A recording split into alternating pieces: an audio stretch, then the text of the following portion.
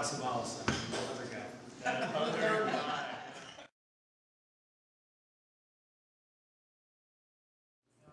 Well, we had a bit of a discussion about whether or not it was actually Miles Potter specifically it was supposed to be, because we've been told that it's, I've not spoken to the playwright, though if you read the actual opening, the introduction, he gives Mr. Potter a great deal of credit for helping put it all together, because I guess it's sort of a compilation of experiences that he had. So whether or not it was, you know, if I ever get a chance to actually ask Michael Healy, the question I would have is, was the character Miles named Miles to begin with? Or when Mr. Potter showed up to help, what did it turn into Miles? No, Miles was in the show. Oh, you know, he was in the farm show. Yeah. And I know, but I'm just, like I said, I'm kind of curious as to how that actually happened, like how much input he had. It would be interesting to see. But I know, Andy, you actually sent him a... I tried to get in contact with Miles. He gave me some books to read to kind of get the character down, but he didn't really tell me whether or not it was him or not. So I like to think it was, but again, it could have been someone else, and then they just changed it when Miles came on to help.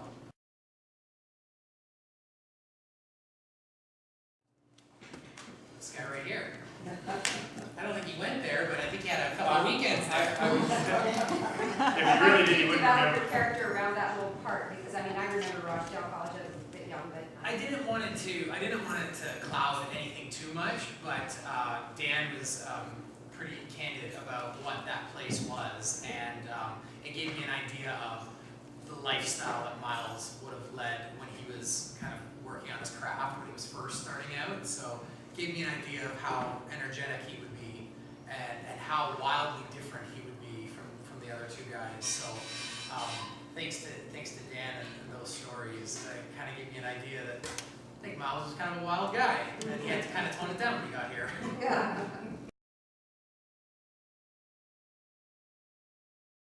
Can you answer that, Rod? Put you on the spot. First read through. I'm very fortunate in that, knock on wood, my emotions are quite available to me on a pretty regular basis.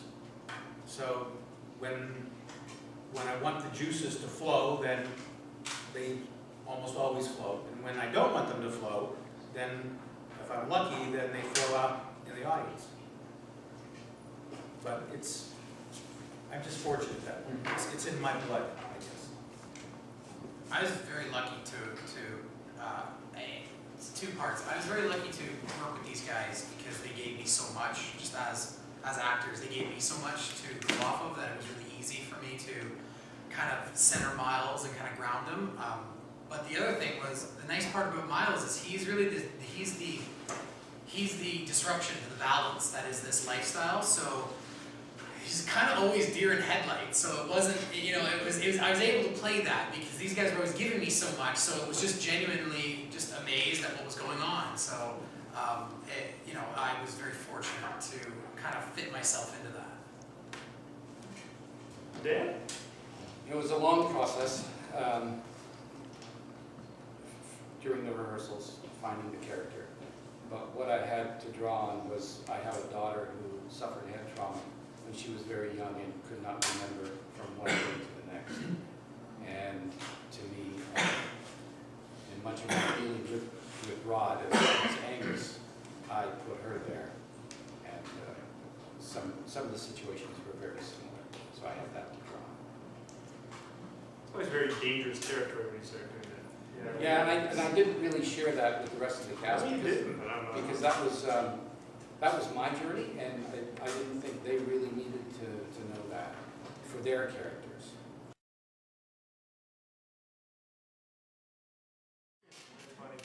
But I wrote in, I think I wrote in the program that, yeah, this you know, reminds me entirely of my folks. My dad, my mom's from Toronto, but my dad grew up in the area, and it just rings. You know, there's turns of phrase. You couldn't recognize, the useful end of the show is completely something my father would say. It all has that sound to it. Well, and I think the other thing we landed on was the pacing. It took a while. We were farting around, and we were running it at our, we're four guys from the city. No, Fort Perry, not the stand. Sorry. But four guys from the city running it at the pace that it would be from 4 guys in the city, kind of allowing it, and then finally it sort of sunk in. They don't move that pace, so it has to be. That's why you sit and watch Rod make a sandwich for a minute and a half, because that's what's going on, and you just have to slow down. It's a different area, it's a different place.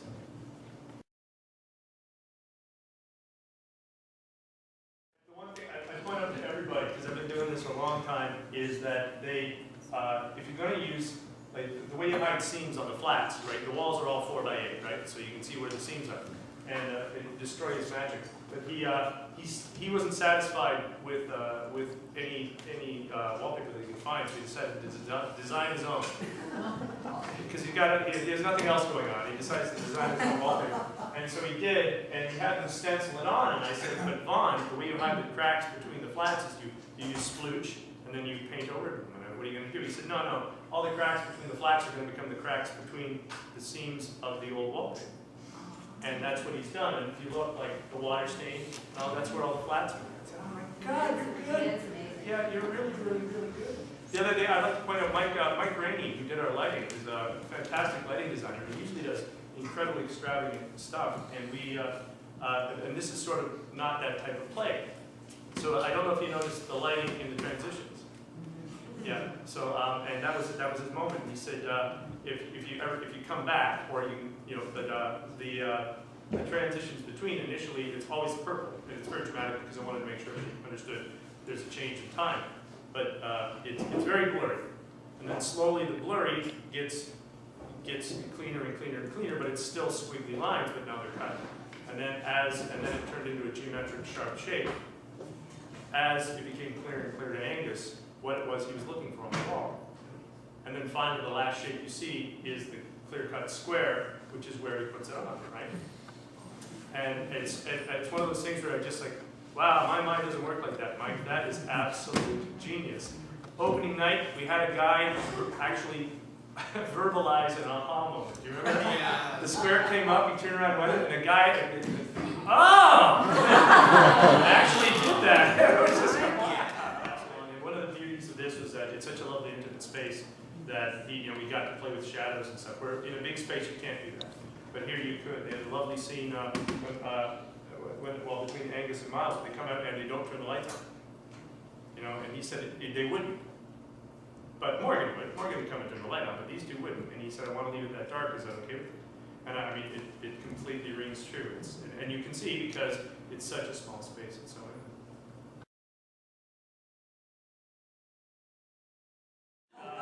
I eat some. Yeah. Well, I ate some. They're real good.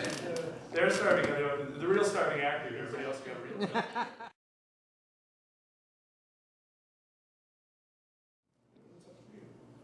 Next, I'll be driving home tonight. That's the next thing I'll be doing.